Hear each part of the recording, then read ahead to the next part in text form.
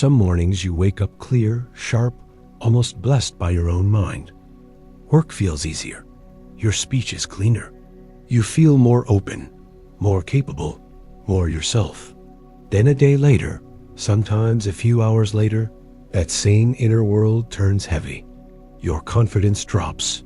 Small things sting. Your energy shortens. And if you keep reading that crash as your true self, you hand your life to a movement you never even learned to recognize. This video is about that movement and what it means to stop confusing it with who you are. Here is the mistake.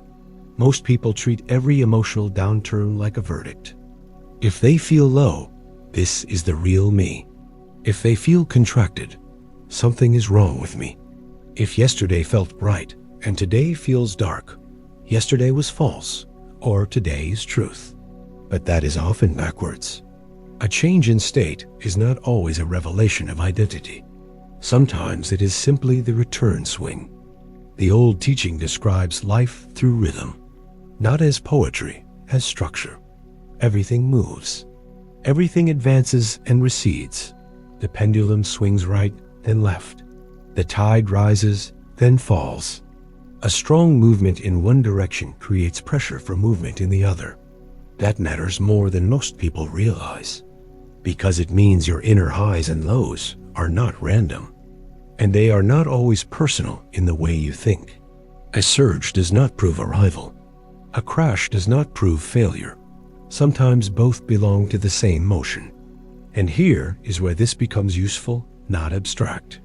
Have you ever had a period where you felt unusually inspired, unusually productive, unusually expansive, and then, right after it, you became irritable, flat, discouraged, or emotionally raw?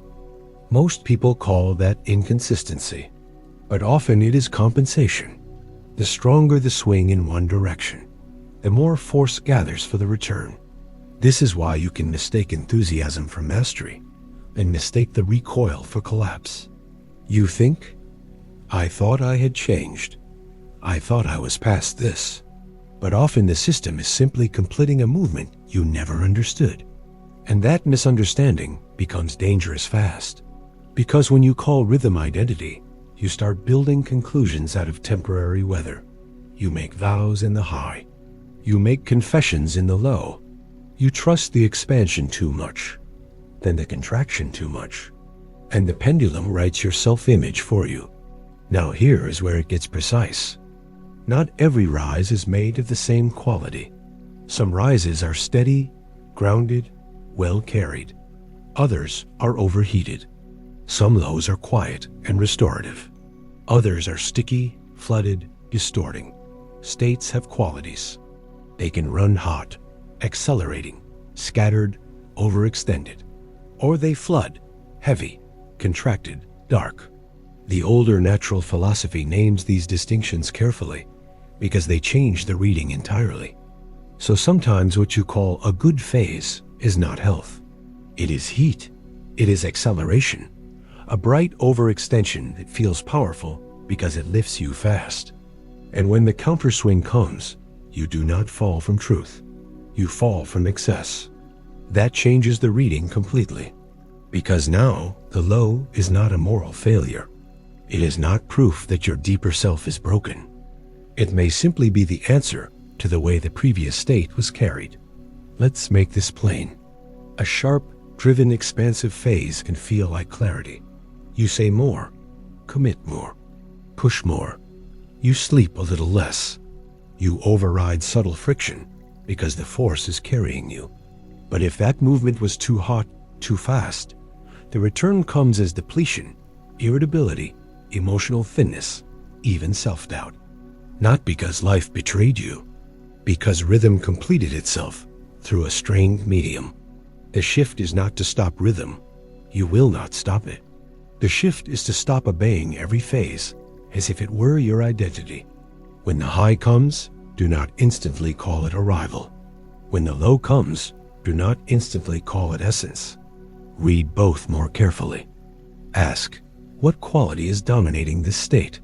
What is this phase making me want to believe about myself? And what opposite movement is already being prepared beneath it? The moment you stop saying, "This is me," and start saying, "This is a movement," a small space opens. And in that space, authority returns. You do not need to become emotionless. You do not need to flatten yourself into neutrality. You just stop letting every rise crown you and every crash condemn you. That is the beginning of mastery here. Not permanent brightness, not forced balance, clearer reading. The rise may still come, the crash may still come, but they stop taking your name. A hard day does not have to become a hard identity. A contraction does not have to become a philosophy about your life. A temporary return swing does not need to become "this is all I." Sometimes the most merciful thing you can learn is that the pendulum moved, and you moved with it, but you are not the pendulum. If this clarified something you've been living, like and subscribe. And next time the crash comes, do not ask first, "What does this say about me?" Ask, "What law just showed itself?"